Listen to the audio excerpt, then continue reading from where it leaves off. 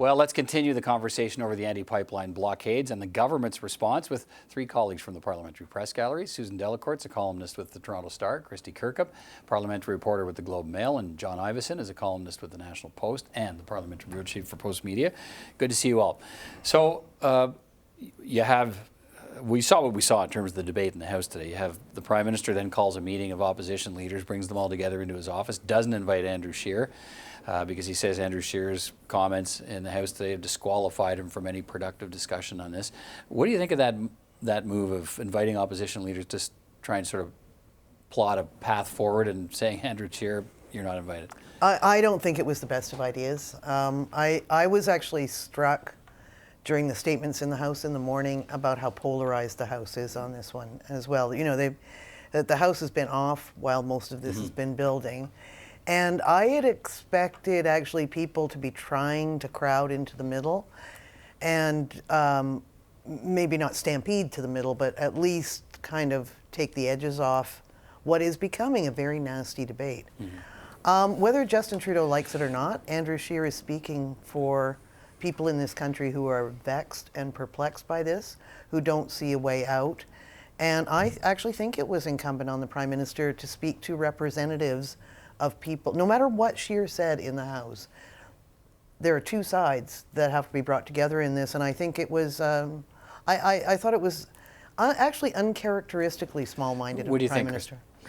Yeah, I was surprised to see that this invitation was not granted, and I think, frankly, Andrew Scheer doesn't really care at this point. We kind of saw a bit of that I don't care attitude today where he was just really forceful in coming out and raising concerns. He believes that he's speaking to Canadians who are very frustrated with the fact that they feel like the situation has snowballed out of their control.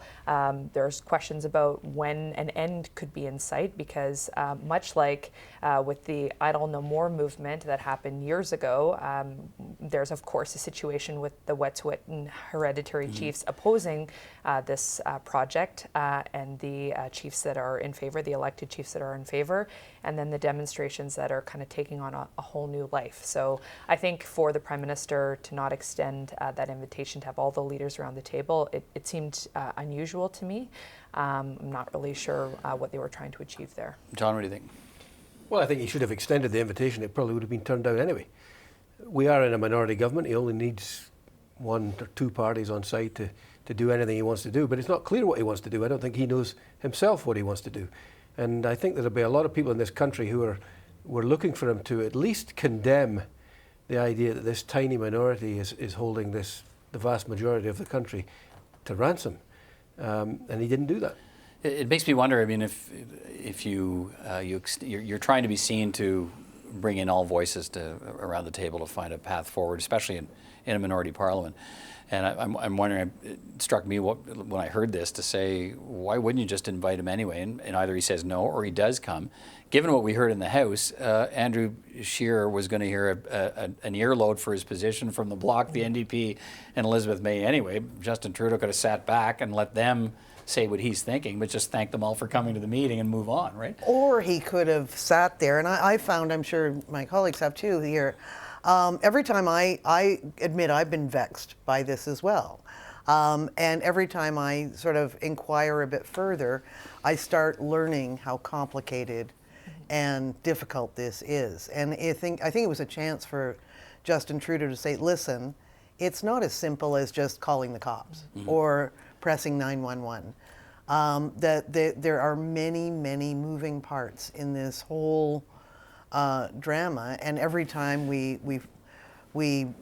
inquire a bit further, we find out about more moving parts. We don't, and I think just the chance to explain that to Scheer, politician to politician, human being to human being, could have taken some of the sting out of that. Well, I think one thing that could have been relayed to the Leader of the Opposition, I'm sure that Trudeau is hearing from the Chief of the Defence Staff and the head of the RCMP and various other people that this is a very difficult country to keep moving if there's a determined will to grind it to a halt. Right. I mean, there's a school of thought about uprisings and unrest does not come from motivation, it's feasibility. and somebody applied this feasibility study to Canada. It's pretty vulnerable. You've got half of the Indigenous population's under 30. You've got long, undefended transportation routes that move everything from city to city, and you've got sparse security forces with leaders who are not disposed to using them. So as you know, the Prime Minister seems completely disinclined to look at the force option for now. I think that's pretty clear in some of for now. I mean, for the comments. But I guess that raises two questions for people watching after what they've seen today. I think they probably have two big questions. What's the plan, and how long does this continue? I mean, those are the big questions. Do we know the answer to either of those? No, and I don't think the Prime Minister can be seen as having the answer to those. That's why I don't think we're getting that in the way of specifics. I honestly think that if they are seen as trying to impose a solution on a community that there is clearly a divide among leadership, that is not going to go over well. And that would really go against everything that the Prime Minister has worked on in terms of the reconciliation agenda, which is why he is, I think, politically so vulnerable on this file. But I agree with you on that, but this is the reconciliation leader. And he came up with a plan 2 years ago in the House of Commons where he said we've got a rights recognition framework which we will have in place by the next election.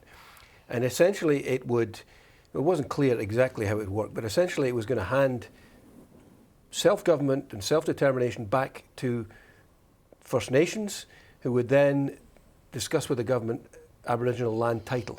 So really I think this dispute is about law and governance, not about pipelines or climate change particularly.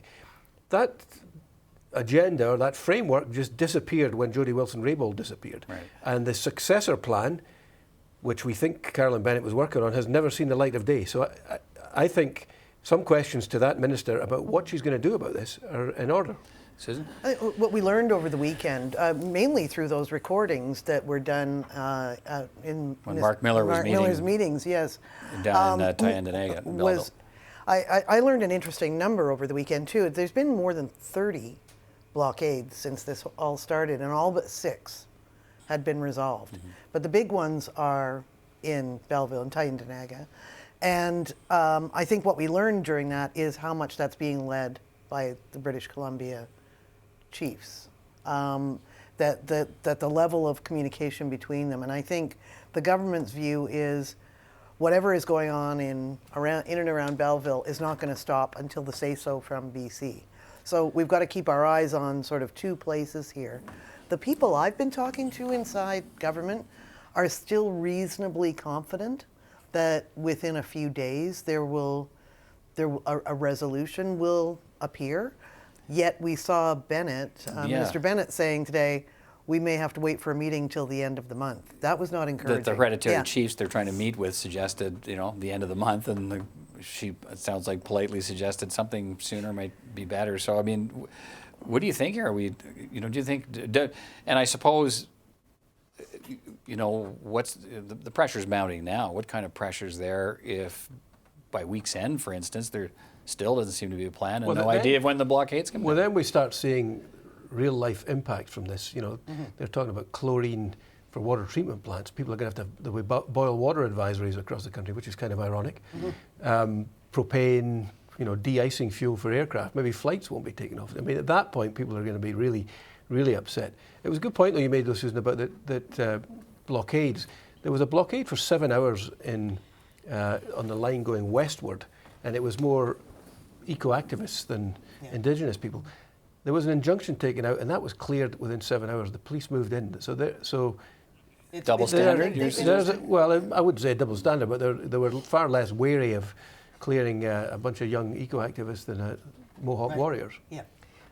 But Minister Bennett has made it clear, again, this all has to be by invitation, and this was the same issue for the Indigenous Services Minister, Mark Miller, who met with the Mohawk Nation representatives over the course of the weekend. It was at the request of the Mohawk Nation that he went, and he had the meeting. They sat down for several hours. He was very careful in his language when he emerged from that meeting, and there's a reason why. Because the government does not want to be seen as saying or doing anything that could potentially inflame the situation. And I wonder how much the government is counting on,